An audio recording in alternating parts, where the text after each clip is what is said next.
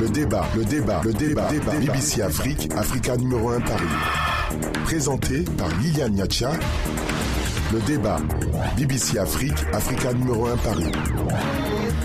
Bonjour, bienvenue. Francis Laloupo n'est pas avec nous aujourd'hui. Sa mission spéciale dont je vous avais parlé il y a quelques semaines s'est avérée plus compliquée, mais il sera avec nous la semaine prochaine. Au sommaire du débat BBC Africa numéro 1 Paris de cette semaine, le Goliath de l'économie africaine entré dans la cour des géants de la démocratie en Afrique. De manière presque exemplaire, le Nigeria a changé de président cette semaine sans se donner en spectacle, obligeant de nombreux analystes à perdre leur pari. On verra si les Nigérians, en disant bye-bye à Goodluck Jonathan et par conséquent welcome à Muhammadu Buhari, ont tiré le bon jeton. Barack Obama qui appelle son homologue congolais Joseph Kabila pour lui demander de respecter la Constitution et de ne pas briguer un autre mandat en 2016.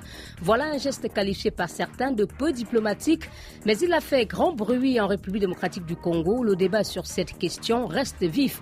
Le concerné s'exécutera-t-il ou se sentira-t-il plutôt révigoré? L'impact de cette conversation téléphonique reste à voir. Débat similaire au Burundi. Les anciens camarades de Pierre Nkurunziza volent à son secours. Plus de 200 représentants d'ex-combattants démobilisés de l'ancienne rébellion du CNDD se sont prononcés en faveur d'un troisième mandat du président burundais, mais eux, ils parlent de second mandat. La société civile a répondu en appelant jeudi à un concert de klaxons à Bujumbura, la capitale, pour dire halte au troisième mandat du président Nkurunziza. Vital Kamere est notre invité cette semaine. Il est dans les studios de la BBC à Bonjour Monsieur Kamere et merci beaucoup d'avoir accepté notre invitation. Bonjour. Monsieur Kamere, est-ce que vous pouvez nous donner votre nom en entier? J'ai essayé, je me suis exercé à prononcer tout votre nom, mais je n'y suis pas parvenu. Est-ce que vous pouvez le prononcer pour nous, s'il vous plaît? Vital Kamere Lwakanyigini Nkingi. D'accord. Cela signifie quelque chose? Oui, Kamere, c'est le socle. C'est aussi quelqu'un qui ne recule devant rien. Quand il est déterminé à atteindre un objectif noble, il persévère. Voilà. C'est peut-être pour cela que vous êtes... Mes fils de Kanyigini, c'est-à-dire mon arrière-grand-père. D'accord, c'est peut-être pour cela que vous êtes opposant. Et voilà que nous sommes très édifiés. Petite fiche d'identité de vous, Monsieur Kamere. Vous avez 56 ans. Depuis 2010, vous êtes président de l'UNC, c'est l'Union pour la Nation congolaise, parti d'opposition en RDC. De 2006 en 2009, mentionnant que vous étiez à cette époque président de l'Assemblée nationale. Vous avez été également l'ancien secrétaire général du PPRD, c'est le Parti du peuple pour la reconstruction et la démocratie. Lors de la présidentielle de novembre 2011, vous êtes arrivé en 3e position avec un score de 7,78%. Il se dit, Monsieur Kamere, que vous êtes un bon orateur. On le vérifiera au cours de cette émission. On parle également de vous comme étant quelqu'un qui maîtrise 4 langues nationales de la RDC, Lingala, Kikongo, Chiluba et le Swahili, et que tout cela qui vous a permis de contribuer largement à la victoire du président Kabila en 2006. Vous avez été aussi, Monsieur Kamere, ministre de la presse et de l'information dans le gouvernement de transition, commissaire général du gouvernement chargé du suivi du processus de paix dans la région des Grands Lacs, d'où votre surnom de pacificateur. Je note également que vous avez aussi une carrière universitaire, ancien professeur assistant à l'université de Kinshasa et à l'Université pédagogique nationale. Vous avez donné des conférences dans quelques universités, les États-Unis ou Montréal. Et en 2011, mentionnons que vous avez publié les fondements de la politique transatlantique de la République démocratique du Congo. Vous serez donc notre grand témoin. Et vous êtes avec 2 journalistes depuis Brazzaville au Congo. De l'autre côté du fleuve, Arsène Séverin Nguela de l'hebdomadaire Terre Africa et aussi correspondant de la Voix de l'Amérique et de Radio des Nations Unies à Kinshasa, Radio Okapi. Et en ligne de Lomé au Togo, Augustin Kofi Amégan, directeur de publication de l'hebdomadaire Le Canard Indépendant. Merci beaucoup, messieurs, d'être sur ce plateau. Et nous allons d'abord, monsieur Kamere, avec votre permission, dire un mot sur ce qui s'est passé au Kenya cette semaine. Et le Kenya ne se laissera pas intimider par les terroristes. C'est ce qu'a déclaré vendredi le ministre kenyan de l'Intérieur. La veille, 147 personnes, essentiellement des étudiants, ont perdu la vie dans le siège de l'université de Garissa, un acte revendiqué par la milice somalienne Al-Shabaab. Voici la réponse à ce carnage du président kényan Uhuru Kenyatta.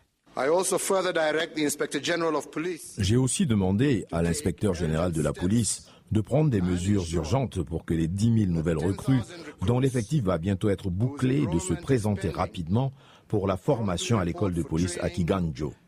J'assume l'entière responsabilité de cette directive. Notre pays a souffert inutilement du manque de personnel de sécurité.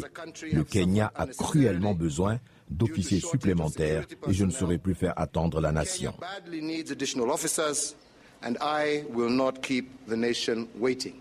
Juste un mot, M. Vital Kamerhe. Comment avez-vous réagi à cette attaque qui intervient au Kenya après celle du supermarché Westgate en 2013? Est-ce que la réponse dont vous venez d'entendre du président kényan est la bonne chose à faire d'après vous? La réponse parlant du renforcement des effectifs de la police. Est-ce que c'est une réponse adéquate? Nous devons d'abord dire toutes nos condoléances au peuple kenyan puisque c'est l'Afrique qui est touchée. Et je dois féliciter le président kenyan parce que quand il y a un drame qui frappe un pays, le premier à prendre la parole, ça doit être celui qui porte la charge sur le plan national des espoirs de tout le peuple. Et je pense qu'il doit assumer ses responsabilités. Ce qui serait condamnable, c'est de ne rien faire. Moi, je n'aime pas l'immobilisme. J'encourage le président kenyan à prendre des mesures et d'autres mesures. Mais nous devons savoir que les mesures au Kenya seules ne vont pas suffire parce que le problème est d'abord africain, la pauvreté, et puis le planétaire. Nous avons les Shebab, il y a Boko Haram, nous avons les groupes armés à l'est de la République démocratique du Congo. Tout cela, ce sont des problèmes qui devaient plutôt mobiliser les chefs d'État africains. Nous avons vu Charlie Hebdo pour 3 personnes, je ne minimise pas les morts des 3 Français, mais là nous parlons de 147 étudiants qui dormaient, des innocents qu'on a assassinés. Je crois que cette fois-ci, l'Union africaine et l'ensemble de nos chefs d'État, les opposants, la société civile, nous devons nous lever pour dire non à cette barbarie humaine. C'est révoltant. Quand vous parlez, vous faites allusion à Charlie, vous voulez dire que vous attendez peut-être à voir une marche contre le terrorisme à Nairobi, la capitale kenyane, une marche initiée par l'Union africaine avec tous les chefs d'État africains mobilisés aux côtés du Kenya? Est-ce que c'est un espoir? Je n'ai pas voulu voler la vedette au chef d'État. Je n'ai pas voulu voler la vedette au chef d'État, mais moi je voudrais que le président kenyan en appelle à ses homologues et à tous les leaders africains opposants et de la société civile et au monde entier pour dire que ce qui s'est passé au Kenya, c'est un drame qui doit mobiliser l'humanité tout entière. Le président Hollande l'a fait, on a vu les gens venir de partout. Nous devons dire que l'Afrique va mal. À ce moment, les gens doivent le savoir. Et nous disons non à ce genre d'aventure. Merci beaucoup, M. Vital Kamerhe. On va entrer donc dans le vif du sujet. Notre premier sujet, c'est dans le Nigeria. Muhammadu Buhari va succéder à Goodluck Jonathan. Le nouveau président élu du Nigeria prête serment le 29 mai prochain. Musulman du nord du pays, celui qui sera à la tête de la plus grande économie de l'Afrique au cours des 4 prochaines années, reprend un poste qu'il connaît déjà, puisque vous le savez, il a occupé les fonctions présidentielles entre 83 et 85. Monsieur Vital Kamerhe, est-ce que vous, personnellement, vous l'attendiez, ce vainqueur? Est-ce que vous le voyez venir, l'arrivée d'un opposant à la tête du Nigeria? D'abord, disons, autre temps, autre mœurs. Buhari est arrivé, nous le félicitons, mais il doit savoir qu'avant, il était venu à la suite d'un coup d'État. Mais pour le moment, il est possible et il a expérimenté d'accéder au pouvoir sans faire un coup d'État. De manière démocratique. Ceci dit, nous devons dire que, de manière démocratique, nous devons dire que le président Goodluck Jonathan, puisque parfois on dit vaut mieux la fin d'une chose que son commencement, a bien terminé son mandat. Mais il faut dire que tout au long de son mandat, il y a eu un laxisme qui a favorisé l'arrivée de Buhari. Et on le voyait venir parce qu'il y avait un défi d'abord, celui de la sécurité, puisque l'insécurité avec Boko Haram qui avançait laissait présager et penser que c'est comme en République démocratique du Congo, dont l'argent qu'on donne à l'armée, 20% du budget, n'arrive pas aux hommes de troupes, puisque autrefois, l'armée du Nigeria et le Nigeria étaient faiseurs de paix dans la CEDEAO. Mais aujourd'hui, le Nigeria humilié, c'était inacceptable. Deuxième chose, les Comores étaient généralement constitués essentiellement des Nigérians, des soldats nigérians. C'était pour vous renforcer, oui, M. Kamerhe. Les Comores, Exact. Oui, j'ajoute le deuxième élément. Nous disons, vous n'avez pas de Goliath africains, sur le plan économique et sur le plan démographique. Le Nigeria, avec tout ce qu'il regorge comme richesse, sur le plan financier, je voudrais dire, son pétrole contribue à 70% de la formation de cette richesse, mais cette richesse est inégalement répartie entre les populations, où 60% des populations nigérianes couvrissent dans la pauvreté et vivent en deçà du seuil de pauvreté, où les jeunes, 40 millions de jeunes Nigérians, sont tout simplement désœuvrés et c'est eux qui vont remplir les rangs de Boko Haram. Et nous voulons dire donc, mais l'ancien général, actuel président du Nigeria a du pain sur la planche. Il a fait des promesses. Il a parlé de la sécurité, le Nigeria humilié. Il a parlé de réhabiliter le Nigeria en tant qu'État. Le temps de la parole va bientôt passer parce qu'on va l'attendre sur les actes. Et je voudrais féliciter celui qui arrive si vous permettez, féliciter celui qui part. D'accord, on va évoquer tout à l'heure quelques chantiers du président, même si on a longuement déjà évoqué ça dans d'autres émissions sur la BBC. Mais je voudrais, avant de passer la parole au confrère M. Kamere, qu'est-ce que cela représente pour vous, l'opposition congolaise, de voir voilà, dans un autre pays, même si ce n'est pas un pays de la sous-région à laquelle appartient la RDC, qu'est-ce que cela vous fait en tant qu'opposant de voir un autre opposant dans un autre pays arriver au pouvoir? Est-ce que cela, pour vous, c'est un espoir? 3 leçons. La première leçon, c'est que unis, au niveau de l'opposition des forces vives, la victoire est assurée. Les opposants nigérians ont démontré leur capacité à surmonter leurs égos, puisque nous souffrons essentiellement de 2 maladies. La première, ce sont nos égos, c'est moi et personne d'autre. La deuxième, c'est de promettre des choses que nous ne ferons pas. Ça, c'est le futur qui nous démentira. Et nous disons, deuxième leçon, c'est de dire qu'aujourd'hui, c'est un moment historique pour les Nigériens. Depuis 1960, nous pouvons dire que c'est pour la première fois qu'après les élections ou après la passation de pouvoir qu'il n'y ait pas eu de mort. Et nous félicitons en même temps les 2 principaux acteurs, mais aussi féliciter le peuple nigérien qui a compris qu'il ne peut plus continuer à verser son sang. Troisième leçon, nous disons que la démocratie, c'est une donne essentielle pour la pacification d'un pays. Vous allez voir maintenant les Haoussa, les Yoruba et les autres, les Ibo. Je crois qu'avec toute cette fracture au niveau interconfessionnel, avec les musulmans au nord, les chrétiens au sud, tout cela, avec le colistier qui est chrétien, le président qui est musulman, peut nous donner un cocktail qui peut faire en sorte que la paix revienne au Nigeria. Mais la paix sans pain, ça n'intéresse pas les Nigériens. Il faut aussi que l'économie marche. Merci, M. Vital Kamere. Je vous propose d'écouter notre confrère Augustin Mégan qui est au Togo, puisque je ne voudrais pas frustrer notre confrère à Brazzaville. Le Togo, c'est quand même dans la CEDEAO. Alors, comment avez-vous perçu cette victoire de Boari?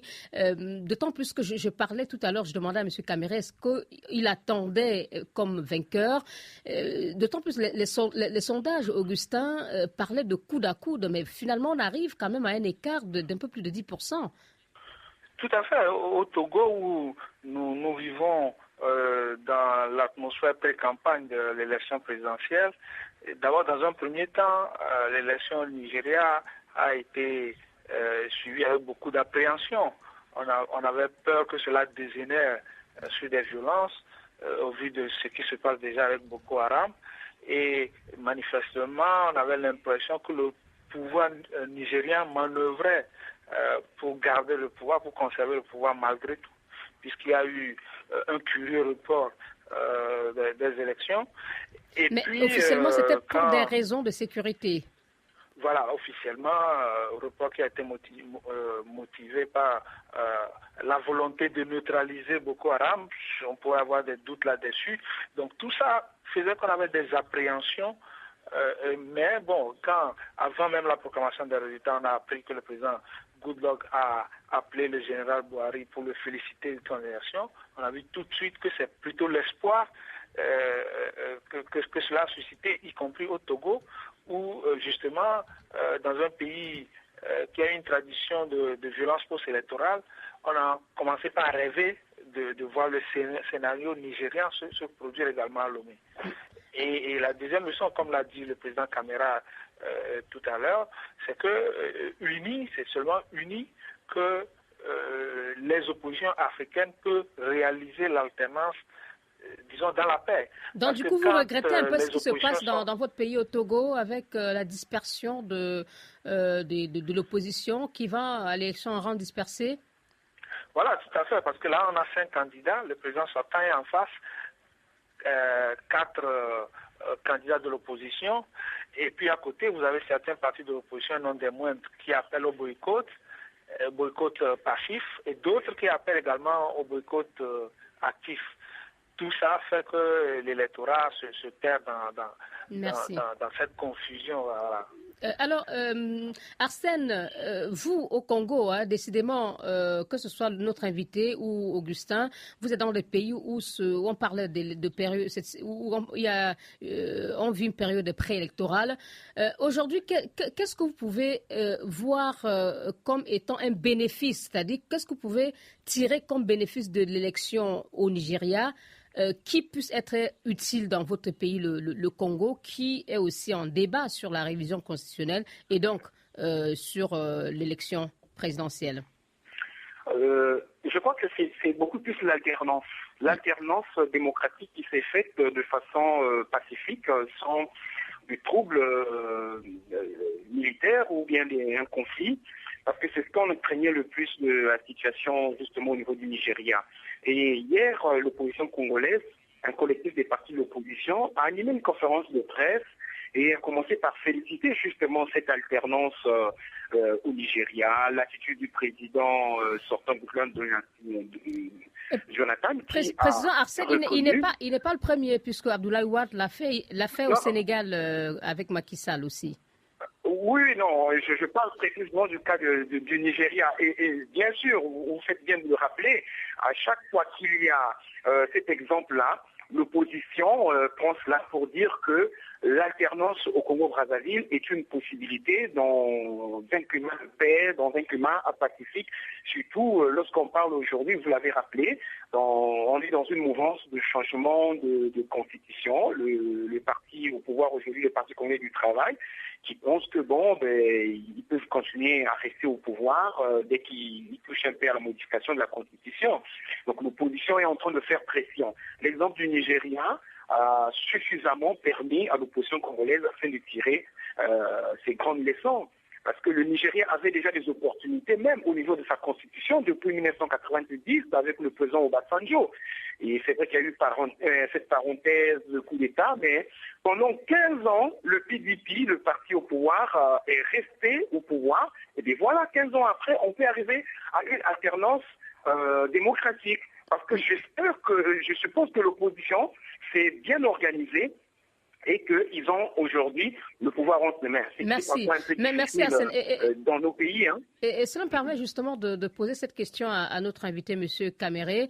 Vous parliez tout à l'heure, pour vous en féliciter, de l'unité de l'opposition, parce que APC est quand même une coalition de 4 partis qui a finalement permis au président Buhari de gagner. Mais aujourd'hui, quand on sait que la politique, c'est du donnant-donnant, est-ce qu'il va échapper à la contrainte qui veut justement que la politique soit comme une sorte de tontine? Vous me donnez et après, vous me remboursez. Monsieur Caméré? Non, moi je pense que... Oui, je pense que les 2 acteurs principaux nous ont donné une grande leçon. Mais il y a un troisième qu'il ne faut pas oublier, c'est le président de la commission électorale. Critiqué par le pouvoir et à la fois par l'opposition, chacun voyait en lui quelqu'un qui va manipuler les urnes en faveur de l'adversaire. Vous allez répondre tout à l'heure. Monsieur Caméré, oui. Il y a une pause obligatoire, je vous en prie. Vous allez répondre tout de suite après cette courte pause. Merci. Le débat. BBC Afrique, Africa numéro 1 Paris.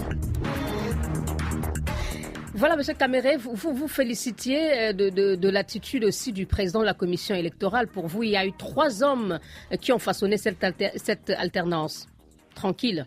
Oui, il y a le président sortant, Goodluck Jonathan, il y a le président entrant, Buhari, et puis il y a le professeur, le politologue Djega. Ils ont été extraordinaires pour leur pays et cela démontre que quand les hommes sont déterminés à être au service du peuple, ils y ajoutent la volonté, ils peuvent déplacer des montagnes. Maintenant, au niveau de l'opposition, effectivement, il n'y a qu'un seul fauteuil présidentiel. Mais on ne peut pas servir le pays rien qu'au niveau de la présidentielle ou de la présidence. Il y a d'autres postes et on ne peut pas dire que tout doit appartenir à l'opposition. Puisque la maladie de l'Afrique, c'est quoi aussi?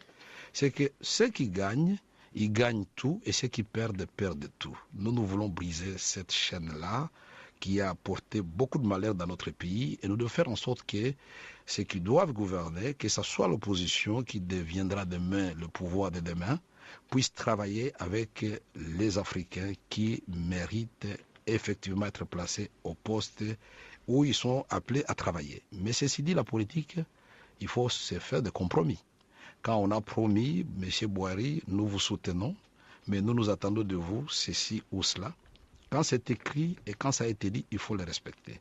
Et je dois comprendre aussi qu'il y a eu... Mais est-ce que tout le monde sera en phase avec lui, M. Kamere? Est-ce que tout le monde sera en phase avec lui? On parle du passé de M. Boiry en disant que c'est un homme intransigeant au niveau de la lutte contre la corruption. Lui-même, il a répété dans son discours, lutte contre Boko Haram, lutte contre la corruption, unité nationale. Mais est-ce que justement, en ayant autant d'acteurs qui l'ont accompagné dans la victoire, en étant obligé de leur partager le bénéfice de la victoire, est-ce que tout le monde est en phase avec lui pour aller justement vers le but commun que lui s'est fixé? Non, attention, ce partage doit se faire en respectant les règles éthiques et les valeurs républicaines. Nous devons quitter nos habitudes passées où nous pensons que la République nous appartient à nous les politiciens et où nous faisons une sorte de messe noire contre tout un peuple. Non, moi j'encourage l'actuel président d'être ferme. C'est une main de fer dans un gant de velours qu'il faut aux pays africains. En 4 ans, est-ce qu'il va y arriver, d'autant plus que l'administration ne change pas?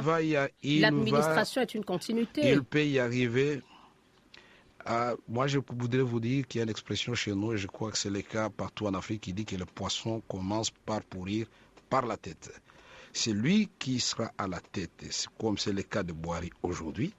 Si lui-même, il se discipline, il ne met pas ses mains dans les caisses de l'État, y compris lui-même, ses enfants, sa femme et son entourage, il est tout à fait normal qu'il va sanctionner. L'impunité est parmi les facteurs qui ont fait que l'Afrique régresse aujourd'hui. On gagne les élections, les gens fêtent dans tous les quartiers, c'est notre tour pour manger. Manger quoi? Moi, je crois que quand on accède aux charges publiques, on doit pouvoir dire c'est une croix que je porte tel Jésus-Christ l'avait portée pour le peuple de Dieu. On doit être au service du peuple, on doit donner le meilleur de soi-même et on doit souffrir pour sortir son pays du gouffre où il se trouve. Et je pense que cet exercice n'est pas facile. Nous avons vu les Sénégalais, pour faire l'alternance contre le président Wade, il a fallu que des grandes personnalités comme Moustapha Niasse et les autres acceptent qu'un jeune Macky Sall puisse être à l'avant-plan. Ça, ce sont des concessions terribles. Mais maintenant, c'est la suite. Et nous disons et nous souhaitons que cela continue au Sénégal. Et nous devons ici rappeler que Wade l'avait fait, il avait félicité Macky Sall avant la fin du comptage. Pour moi, j'avais dit, vaut mieux la fin d'une chose que son commencement. C'est un grand homme, mais pourvu que ça continue, puisque j'entends ça et là, des problèmes au niveau du parti, qui est devenu maintenant un parti frère de l'opposition comme nous aujourd'hui. Et je voudrais donner un seul conseil. Parler le même langage quand il s'agit de grands enjeux. Sinon, ça va profiter à l'adversaire. C'est ce que nous faisons aujourd'hui en République démocratique du Congo. Nous avons désormais défini notre unité à partir des défis. Le premier défi, c'était d'empêcher le président Kabila de modifier la Constitution. On a gagné. Deuxième défi, c'était d'éviter le glissement. On va parler de la RDC dans quelques instants, monsieur Kamere. Permettez qu'on boucle en 2 minutes ce sujet sur le Nigeria avec 2 dernières interventions. En 1 minute, Arsène Sévérin. Alors, on n'a pas entendu une insistance, que ce soit du président sortant et surtout du nouveau président, sur le cas des lycéennes de Chibok enlevées en avril 2014. Est-ce que c'est une déception un peu peut-être pour les parents, non? Oui, ça peut paraître comme une déception, mais il y a une lueur d'espoir parce que le président Boiry qui arrive dit déjà qu'il fera de la lutte contre la secte Boko Haram l'une principale de son accent. Ce crois que c'est déjà une ouverture qu'il donne. Donc si aujourd'hui on peut arriver à bout de ce groupe de miliciens, forcément je crois qu'on saura ce qu'est devenu de ce groupe de filles, de ce groupe de lycéennes qui ont été élevées justement dans ce lycée. Je crois qu'il y a une ouverture que le président a faite et que peut-être qu'il faut lui donner les moyens par rapport aux alliances qu'il a signées avec les autres qui lui ont aidé justement à arriver au pouvoir, que cette politique de lutte contre Boko Haram soit mise en place. Je crois qu'il y a beaucoup de choses qui seront décelées, notamment savoir ce qui est devenu, ce qui est arrivé à ces filles-là. Et Augustin, pour terminer sur peut-être l'appui que peuvent lui apporter les pays voisins, on a vu déjà l'engagement de 3 dans la lutte contre Boko Haram. Est-ce que vous pensez que le nouveau président arrive sur un boulevard compte tenu des critiques que le président tchadien, par exemple, avait déjà formulées contre Goodluck Jonathan en pleine campagne électorale par rapport à la lutte contre Boko Haram? Entre le gouvernement de Buhari et les pays voisins, parce que justement Buhari n'était pas trop content de ce qu'il a considéré comme étant, c'est pas une remise en cause de la souveraineté, mais il a estimé que l'intervention de pays supposés petits avec des armées supposées plus faibles que celles du Nigeria, un camouflet pour le Nigeria. Donc je crois que Buhari va d'abord vouloir remobiliser l'armée nigériane pour relever le défi de Boko Haram. Et je ne sais pas trop la place qu'il laissera aux armées tchadiennes et nigériennes, camerounaises, entre autres, dans cette lutte contre Boko Haram. D'accord. Une secte qui était d'abord qui agissait d'abord au niveau national et qui ensuite est devenue une menace sous-régionale. Et j'ajoute que le déficit énergétique, les problèmes d'électricité au Nigeria ne sont pas les moindres défis qui attendent donc le nouveau président. On marque une pause et puis prochain sujet, la RDC. Le débat Africa BBC. Et nous sommes toujours avec notre invité Vital Kamerhe, président de l'UNC, l'Union pour la Nation congolaise, parti d'opposition à RDC. Il est également ancien président de l'Assemblée nationale. Au téléphone depuis Lomé au Togo, Augustin Kofi Amégan, directeur de publication de l'hebdomadaire Le Canard indépendant, Arsène Séverin Ngouela et de l'hebdomadaire Terre Africa à Brazzaville au Congo. Et vous pouvez écouter cette émission sur nos sites internet respectifs bbcafrique.com et africa1.com et réagir également sur la page facebook.com/débat BBC Africa. Notre second sujet donc c'est la RDC, un coup de fil et cela fait grand bruit dans ce pays. Cette semaine, le président américain Barack Obama a demandé au président congolais Joseph Kabila de respecter la Constitution qui veut qu'il quitte le pouvoir en 2016 et soit à la fin de ses 2 mandats constitutionnels consécutifs. L'écho a été retentissant dans le pays, mais quel en sera l'impact, on ne sait pas. Toujours est-il, Monsieur Kamerhe, que l'opposition se sent à nouveau confortée. Pourquoi le président Kabila devrait-il se sentir obligé d'écouter l'appel lancé par son homologue américain? C'est ce que lui demande l'opposition, en tout cas. Merci, madame. Je commence par préciser, effectivement, vous m'avez enlevé le mot de la bouche pour dire que le problème de la RDC, c'est avant tout le problème des Congolais. Nous avons séjourné dernièrement une grande délégation de l'opposition. Nous avons été reçus au département d'État, au Sénat et à d'autres instances américaines. Nous avons été aux États-Unis, nous avons été en Europe, parce que les élections chez nous, tout comme la mission de maintien de la paix de la MONUSCO, sont financées par les États-Unis d'Amérique et les élections, une grande part par l'Union européenne, pour dire nous voulons la démocratie, la vraie. Le peuple congolais a déjà démontré de quoi il est capable, le 19 jusqu'au 25 janvier. Il veut l'alternance. Ce coup de fil du président Barack Obama au président Kabila nous conforte. Pourquoi? Parce qu'il reprend exactement ce que nous disons, nous l'opposition, nous la société civile, nous le peuple congolais. Nous voulons les élections justes pour tout le monde, transparentes, sans tricherie comme ce fut le cas en 2011. Nous voulons les élections qui vont privilégier aussi le respect des droits humains, pas des arrestations avec des opposants déjà en prison avant même de commencer les élections, pas de jeunes sénégalais et burkinabés et congolais qui se réunissaient pour renforcer leurs capacités de citoyenneté Et nous ne voulons pas ces gens de choses. On traite nos frères africains et nos frères congolais des terroristes, tout simplement parce qu'ils sont en train de se réarmer moralement. Nous avons noté aussi que le président Barack Obama a parlé, comme nous l'avons toujours dit, qu'il existe une vie après le pouvoir. Il a parlé de l'héritage que le président Kabila pourrait laisser à son peuple, c'est de renforcer la démocratie avec de bonnes élections attendues en 2016. Et pour rappel, nous, à l'opposition, nous avons retenu des grandes dates. Le 27 novembre 2016, c'est l'élection présidentielle, ce sont les élections législatives nationales. Le 20 décembre 2016, c'est l'entrée en fonction du nouveau président. Qu'il pleuve ou qu'il neige, le décompte va commencer à partir de là et ces deux dates-là seront respectées parce que nous sommes en face d'un calendrier assorti de 23 contraintes pour nous empêcher d'aller de l'avant.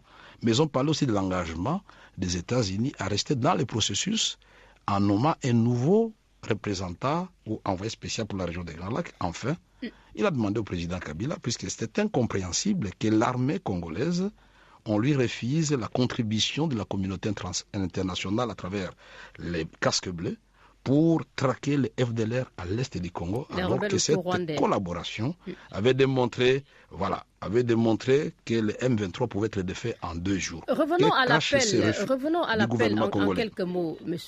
Kamere. Donc, ce que nous devons comprendre, c'est que c'est l'opposition congolaise qui sollicite par des actions diplomatiques peut-être souterraines ces prises d'opposition, cet arbitrage de Washington. Nous n'avons pas sollicité un quelconque arbitrage. Ce n'est pas vous ne l'avez pas dénoncé, vous venez de dire que vous en êtes content et que vous êtes en phase avec les États-Unis. On ne peut pas les dénoncer dès lors que le monde aujourd'hui vit comme un village planétaire. La France avait été durement frappée à travers les attentats de Charlie Hebdo. Le monde entier s'est mobilisé. Aujourd'hui, le Congo vient juste avant la Somalie, alors que ce pays, si le plan des richesses, c'est l'espoir de l'humanité. Mais d'accord, mais vous savez que le soutien de ces... Vous êtes conscient c'est inacceptable avec les violations. Vous êtes conscient que le soutien de ces grandes puissances n'est pas gratuit. Et si c'est le cas, est-ce que ce n'est pas une forme de dépendance à des puissances non africaines dont vous savez forcément intéresser? Est-ce qu'il n'y aura pas demain, si l'opposition prend le pouvoir, un prix à payer, une contrepartie de ce coup de pouce? Je voyais la question venir. Et moi, ma réponse, elle est simple. Le Brésil a démontré sous Lula qu'il y a moyen de servir son peuple et être un grand partenaire respecté par les autres et respectable à travers les échanges gagnant-gagnant. Notre ambition, nous, de l'opposition, de la société civile ou l'élite congolaise, ce n'est pas de dire avec l'alternance, c'est la rupture avec le monde. Ce serait rêver en ce 21e siècle. Nous voulons dire que le Congo doit redorer son blason. Concéder au monde qu'il interfère dans vos affaires intérieures. C'est ce que pense en tout cas le pouvoir à Kinshasa. Que c'est une interférence, c'est une ingérence. Donc vous autorisez le monde à interférer et à s'ingérer dans vos affaires de politique intérieure. Le pouvoir a la liberté d'expression. Nous respectons cette liberté d'expression. Mais le pouvoir sait très bien que la MONUSCO, la mission d'intervention des Nations Unies au Congo, est là à la suite de la signature de ces mêmes pouvoirs. Est-ce qu'on a vendu le pays pour autant? C'est que nous voulons dire ici, c'est quoi? Ensemble, nous devons d'abord faire en sorte que l'éléphant que constitue la République démocratique du Congo, avec 9 voisins, avec toutes ses richesses naturelles, puisse s'élever et marcher. Si le Congo marche, l'Afrique centrale va marcher et sera connectée à l'Afrique de l'Ouest et à la SADC. Et vous verrez que le Congo peut être une grande partie des solutions au problème de Boko Haram et de Chebab. Merci. Rien qu'en drainant les eaux du Congo. Merci. À partir de l'embouchure vers le lac Tchad, vous allez diminuer de moitié le problème de Boko Haram. Ces jeunes gens sont des chômeurs. Ils doivent faire les champs, ils doivent élever les bêtes. Alors, vous, de l'autre côté du fleuve, je le disais, Arsène, comment vous percevez cet appel lancé par Barack Obama? Certains y voient une sorte d'acharnement parce que avant le président américain, il y a eu la prise de position américaine déjà exprimée par John Kerry, le chef de la diplomatie américaine. L'envoyé spécial américain pour la région des Grands Lacs s'est prononcé également contre cette révision. Aujourd'hui, on voit Obama. Des autres chefs d'État comme le vôtre, Sassou, qui semble être dans la même démarche que le président congolais ou même de Pierre Nkurunziza au Burundi? Oui, et à Brazzaville, on rappelle toujours, et le président Faso l'a dit récemment sur les antennes de la BBC, on rappelle toujours le principe de la non-ingérence au problème des États. Donc les puissances occidentales ne peuvent pas s'ingérer dans les questions intérieures. Mais vous avez écouté la défense de M. Kamere, vous avez écouté les arguments de M. Kamere, qu'est-ce que vous en pensez? Oui, tout à fait. Justement, je voulais juste retracer la position de Brazzaville par rapport à ce coup de fil du président Obama ou bien à d'autres initiatives des puissances occidentales vis-à-vis des pays africains. Donc voilà comment on pense ici à Brazzaville. Par contre, les opposants disaient, c'est comme une anecdote, il y a un opposant qui disait, oui, le coup de fil est de M. Joseph Kabila de l'autre côté du fleuve, mais nous aussi, on fait comme si le coup de fil nous intéressait. Ça fait comme une pression, donc le message qui arrive à Joseph Kabila, c'est comme si le même message était un peu adressé à Denis Sassou Nguesso, parce qu'après, les deux pays, c'est à peu près comme les mêmes problèmes. Mais je voulais quand même souligner également les efforts déjà internes de l'opposition de la RDC, après ces événements-là, les événements de janvier, début de cette année, où les jeunes sont sortis, la population est sortie pour s'opposer contre une éventuelle manipulation de la Constitution. Et ensuite, il y a eu la publication de la nouvelle loi une manifestation réprimée. La publication du calendrier. Non, je disais simplement une manifestation qui a été réprimée. Oui, justement. Mais après, ça a donné quoi? Donc, il y a une nouvelle loi électorale et un nouveau calendrier. Ça fait une avancée. Ça fait une avancée au niveau de... Je crois que M. Kamere le reconnaît. Maintenant, il faut aller vers les élections. Le président Kabila n'a pas ouvertement dit qu'il ne sera pas candidat parce que son parti de toute façon n'est pas interdit de présenter un nouveau candidat. Le PPRD peut toujours avoir un candidat. Maintenant, le problème, c'est lui-même, est-ce qu'il revient ou il ne revient pas? Je crois qu'il y a une certaine démarche qui est en train de se faire et qu'il faut reconnaître à l'opposition de Kinshasa un travail d'acharnement, un travail qui donne aujourd'hui les fruits. C'est vrai que les États-Unis arrivent un peu comme l'œil pour appuyer, pour faire voir ce qui se passe, pour empêcher qu'il y ait des manipulations. Mais déjà, l'opposition interne devait être fière, je pense, du travail qui se fait. Voilà. On va écouter Augustin, vu de Lomé, cet appel qui, semble-t-il, comme Arsène disait, a retenti jusqu'à Brazzaville, qui n'est pas directement concerné. Et plus globalement, que pensez-vous de ce genre d'initiative des grandes puissances qui donnent des orientations, parfois des injonctions, et qui, le gouvernement congolais l'évoquait, revendique le soutien aux activistes des droits de l'homme, comme ce fut le cas avec des jeunes burkinabés et sénégalais. Que pensez-vous plus globalement de cet aspect-là? Moi, je pense tout simplement que ce genre d'appel de la part du président Obama font partie du dialogue nécessaire entre les différents partenaires, étant donné, comme le président Kamere l'a dit, qu'aujourd'hui, le monde est un village planétaire où nous sommes interdépendants. La question de la sécurité en RDC Congo n'est pas qu'une affaire ni congolaise ni africaine. En Libye, ce que ça peut provoquer au Mali, et voire même au-delà. Donc à partir de ce moment, quand il y a des alertes par rapport à des situations internes à des pays, il est normal que sur la base de partenariats multilatéraux, sur la base de conventions qui existent entre nos pays et des conventions auxquelles nos pays sont partis, qu'il y ait un dialogue entre nos dirigeants. D'accord. Maintenant, il faut savoir même du mandat. Il faut savoir si le président Kabila va se laisser convaincre. Pardon? Il faut maintenant savoir si le président Kabila va écouter l'appel de son homologue. Oui, après ce dialogue-là, il faut également que les forces internes, les forces de changement, je veux dire, s'organisent de façon à faire en sorte qu'il y ait un relais de ces dialogues-là entre les partis et nos dirigeants.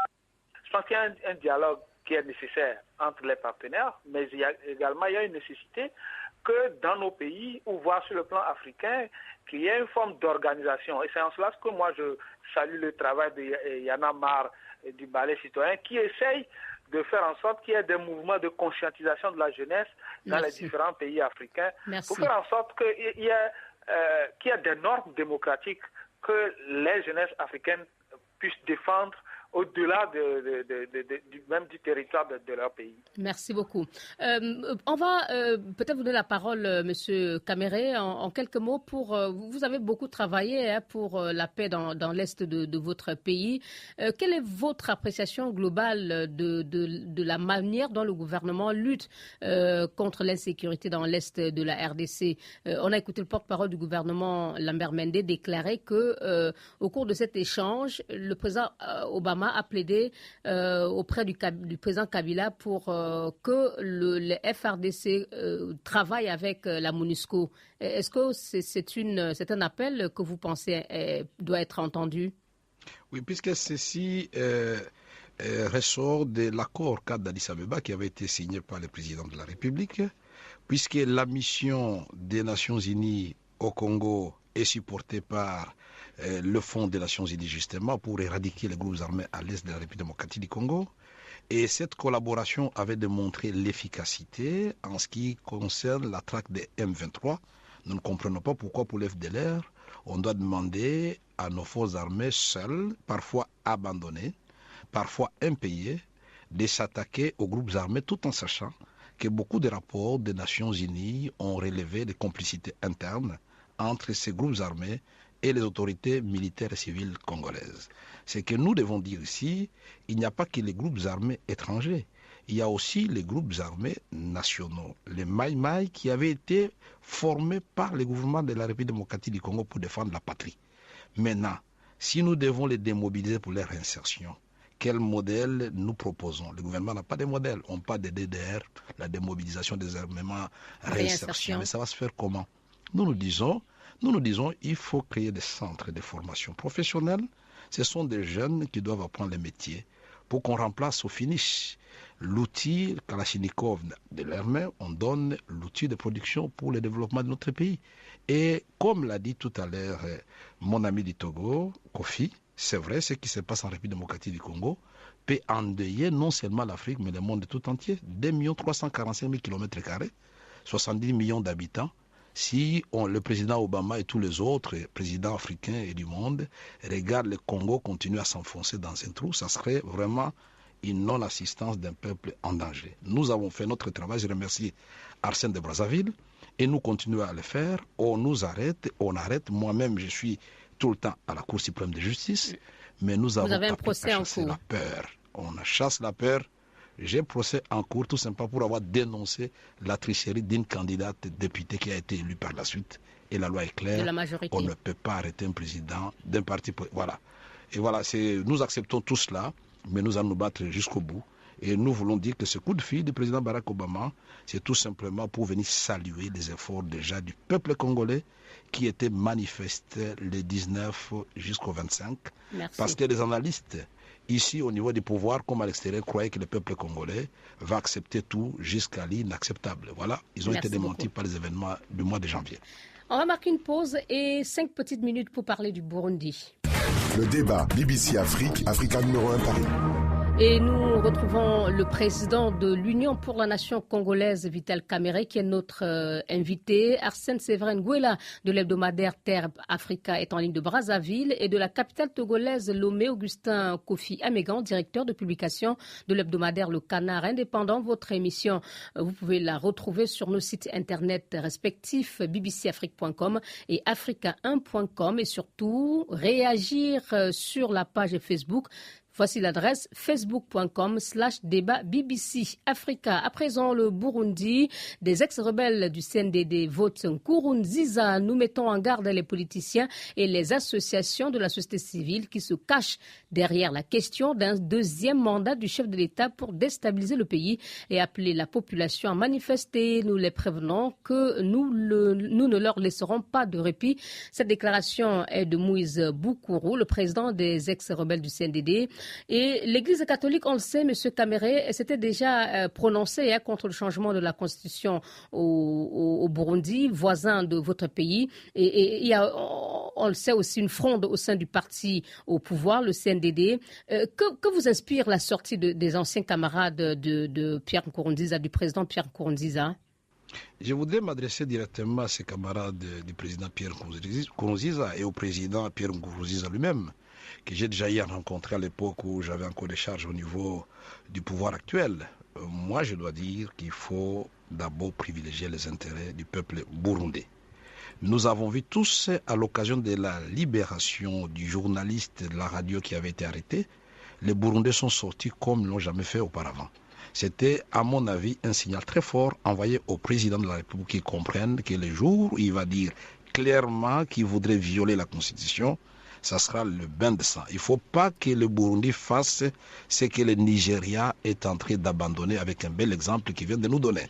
Les groupes armés qui ressortent des 17 provinces pour venir se réunir dans un hôtel de la capitale et essayer d'effrayer les opposants et la société civile, je peux dire à ces gens-là qu'ils vont échouer. Puisque face à la détermination d'un peuple à se libérer de l'oppression, de la pauvreté, de l'absence de liberté, il n'y a pas une arme qui puisse en venir à bout. Le conseil que je peux donner, je pense qu'il n'est jamais trop tard pour bien faire. Toutes les démocraties ne sont pas pratiquement les mêmes. Là où il n'y a pas fronde, pourquoi on doit changer? Moi, je ne demande pas qu'on change partout. Je ne voudrais pas interférer dans les affaires intérieures du Burundi, mais vous me posez la question en tant que politique et voisin du Burundi. Quand ça va péter au Burundi, ça va avoir des répercussions chez moi en République démocratique du Congo et inversement. Donc nous devons savoir qu'il existe une vie après la présidence de la République et que les gens se donnent des garanties mutuelles. Nous, de l'opposition, nous devons éviter aussi d'effrayer ceux qui sont au pouvoir, que les jours où nous arrivons, ça sera la prison ou la CPI pourrait, ou tout simplement toutes leurs familles vont disparaître. Ils vont rester au pouvoir parce qu'ils ont l'armée, ils ont l'argent. Vous voulez dire que si vous arrivez au pouvoir, c'est l'amnistie pour le président Kabila? Et ce n'est pas l'impunité, mais ça ne sera pas mon programme de gouvernement ni ma vision politique. Je ferai exactement ce que le président Buhari a dit, Goodluck Jonathan, pour avoir facilité cette sortie pacifique et entrer dans une ère nouvelle. Il mérite d'être salué. Merci. Nous demandons à ceux qui sont au pouvoir et qui sont à la fin de leur mandat d'emboîter le pas. C'est une sorte aussi de repentance. Merci. Malheureusement, plus que 30 secondes, Arsène, pour répondre, pour réagir à l'actualité au Burundi. Alors, est-ce que vous avez le sentiment que le président Nkurunziza, compte tenu de la sortie de ses anciens combattants, est vraiment dans une logique d'écouter cette opposition qui s'est manifestée au sein de son parti, le CNDD? Il y a eu également l'évasion de Hussein Radiabou, l'ancien président de son parti, le CNDD. Il semble que rien ne le décourage. Est-ce qu'il n'est pas déterminé à aller jusqu'au bout avec cette déclaration de ses anciens camarades du maquis? Oui. Je crois que tout a commencé même depuis le Sénat, lorsque son projet de loi pour lui permettre de prendre un troisième mandat a été rejeté. Mais vous voyez qu'il a continué dans la même logique. Il n'écoute pas aujourd'hui. Et aujourd'hui, c'est même les Burundais qui commencent à aller vers le Rwanda déjà. Le président Kagame a tiré la sonnette d'alarme. Il y a déjà des Burundais qui vont vers le Rwanda pour trouver refuge. Donc c'est comme si on va vers cette logique de guerre, alors qu'on pourrait bien trouver une solution. Et là, le ministre de la Défense a même attiré l'attention de certains responsables politiques de ne pas armer les jeunes. Donc on a comme l'impression que tous les ingrédients aujourd'hui sont réunis pour que d'ici juin, le Burundi retombe dans ce qu'ils ont déploré il y a une dizaine d'années. C'est également votre inquiétude, Augustin, ce durcissement de temps. Faut-il s'inquiéter d'une rechute et d'un retour des années noires? 30 secondes.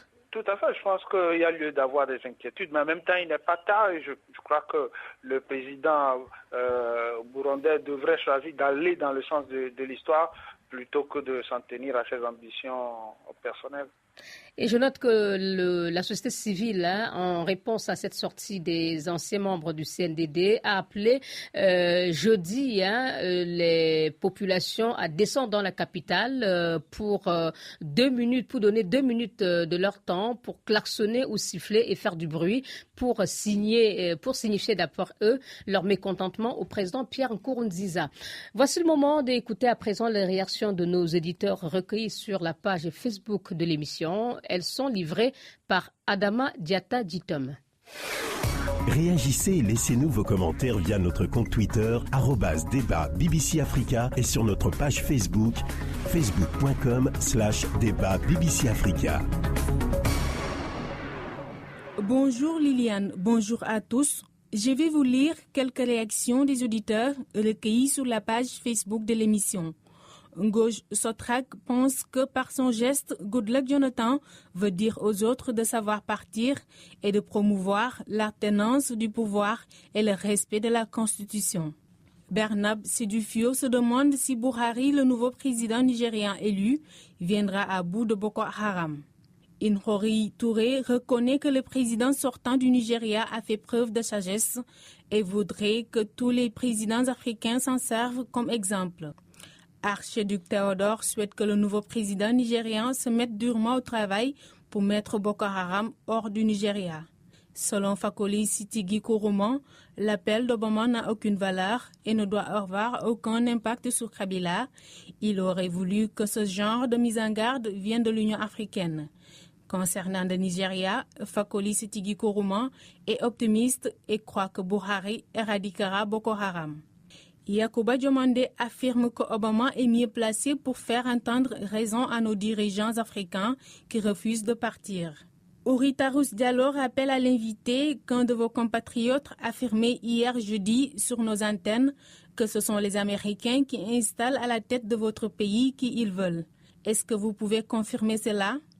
Kamita Ori demande à l'invité s'il fera comme Kabila quand il sera aux commandes, c'est-à-dire violer la Constitution comme on le voit partout en Afrique. Omar Keïta demande à l'invité si le président Joseph Kabila présente sa candidature aux élections à venir, qu'est-ce que vous allez faire? Brahima Obotimbe, quant à lui, s'interroge sur les conséquences si Kabila parvenait à modifier la Constitution. Voilà, c'était les réactions de nos éditeurs. Il y a des questions qui vous ont été adressées, Monsieur Kamere. Est-ce que vous voulez répondre à une de ces interpellations? Absolument. En peu de temps, je voudrais dire non.